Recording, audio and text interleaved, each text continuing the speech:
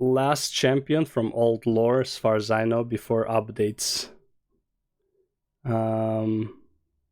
Yeah, because everyone else I believe he covered, and now it's gonna be maybe inside stories, or like this is like gonna be newer champion releases or something like that. I don't know, but he said like this should be the last one from the old generation, I guess.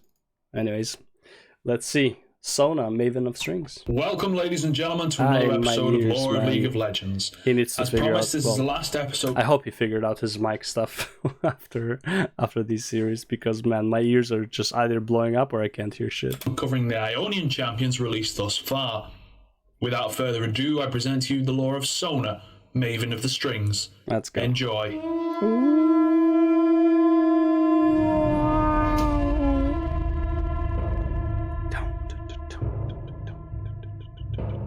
Sona's origins are a huge mystery to everyone, including herself.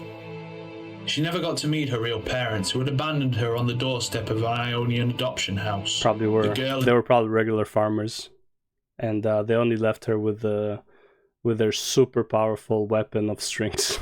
Had been tightly wrapped in a blanket, rested atop a unique musical instrument that had been crafted with the greatest of effort.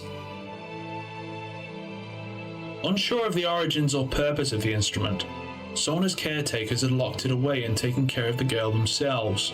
Okay. Sona had always been a quiet and content child. The people who took care of her always thought she would easily find a new family. Wait, wasn't she quiet before because she was a mute? Or he means quiet as in like she wasn't causing trouble or something? But it soon turned out that Sona's behavior wasn't the result of her extraordinary geniality. She was not quiet because she wanted to be, but because her body wasn't able to produce sound. Yeah, she was a mute. Sona was a mute, and it scared many potential parents away. As the years passed, Sona was still stuck in the adoption house, awaiting someone to take care of her. But many of the adopters had passed her by. Nobody was willing to take care of a disabled child. True. Her caretakers worried about the future of the girl, and so decided to find the instrument that the girl had originally been left with and sell it. It was the only way they could save some money for Sona's future once she'd grown old enough that she would have to be forced to leave the walls of their establishment. They sold it to a travelling merchant who returned it soon after, giving no reason for his behaviour. Instead, the caretakers decided to look for a collector, someone who would know the true worth of the item with no intent to return it. But once it had been sold, it just appeared in front of Sona's room. Oh, interesting. The staff at the adoption house had tried selling it on numerous occasions, but every time it had either been returned or just found its way back to Sona. After numerous failed attempts, they gave up. But when their hope of selling the instrument was long gone, a wealthy Demacian woman had heard about the instrument, Etoile, as she called it. Intrigued by its discovery, she immediately embarked to Ionia to find the ancient instrument. The caretakers showcased the instrument. So imagine she was born with it. It's like, man, imagine the labor on that. The mom is just like giving birth, and then it's like, oh wait, there's something else coming out. It's a fucking instrument of strength. Oh god damn. Instrument to her, hoping she would not return it. But their customer got up and began exploring the house. Stopping outside Sona's room, it's almost as if the woman felt the connection between the instrument and the young girl. Without hesitation. How did the guys at the fucking thing, at the orphanage, didn't realize the fucking connections? Like it appears in front of her over and over. How about let her touch it? See what happens. She promised to take care of Sona and left a generous donation for the instrument. Okay. She took Sona back to her home in Demacia. Oh. When she then began to teach Sona everything she knew about music and the instrument itself. Under her guidance, Sona began to discover her deep connection to the music and its nature. Tones and musical cues began to slowly start filling the void of Sona's voice.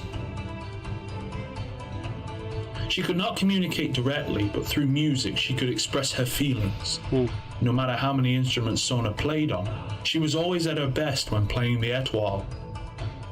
It was a gift from her parents that she'd never known, and she was somehow connected to it. I bet the parents thought it was a curse. She's like, first of all, why is this Etoile coming out of my vagine? Second, it's like, why does it keep following Sona around?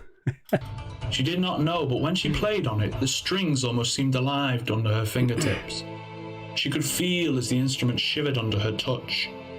She wasn't playing the instrument. She was talking through it, expressing her feelings and thoughts. She soon started giving concerts and became highly popular amongst the nobles of Demacia.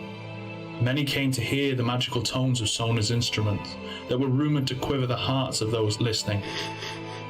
She played with all her passions, manipulating the emotions of her listeners and effortlessly running her fingers across the strings. But they definitely buffed Sona in this skin, you know what I mean. She could make even the toughest warriors cry. But in secret, Sona had found another use for the instrument. Damage. She learned how to use it to project vibrations caused by her anger. These vibrations could slice objects in half from a distance. Not only that, but they were able to cut through flesh just as well as any other weapon could. It was a grim discovery, but Sona was fascinated by the nature of it. She spent her time mastering this ability, and soon her étoile had become a weapon worthy of a champion. Upon achieving perfection of this art form, Sona left her home. She decided to go to the only place where her recital's potential would be fully appreciated. The League of Legends. And that's all I've got for you. I swear there's like such a massive time skip inside of that lore where it's like, oh, it can do damage?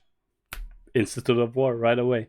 Not like maybe a training ground, whatever, just right away to the fucking Institute of War where like fucking battleground of the gods. Fuck it.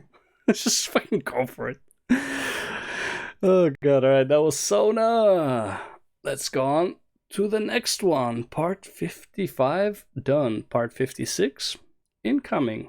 Next, let's go.